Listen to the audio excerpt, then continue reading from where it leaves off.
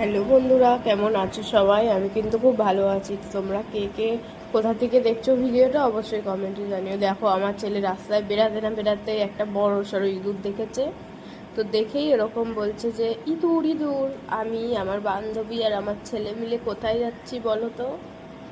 তো হ্যাঁ, তোমরা কিন্তু ঠিকই ধরেছো, আমরা কিন্তু আমার দাদা বৌদির বাড়িতে যাচ্ছি। তো দেখো, এই যে পুপু সোনার জন্যে কতগুলো চকলেট নিয়েছে। আর আমার বৌদির রিয়াকশানটা দেখো, কি করতে আসলি?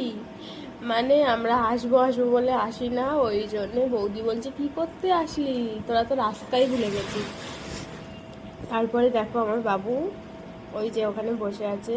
এবার বাড়ি চলে যাচ্ছি, ও আমাকে টাটা করে দিচ্ছে দেখো, এবার টাটা বলে দেবে। তো এবার আমরা বাড়ি চলে আসলাম।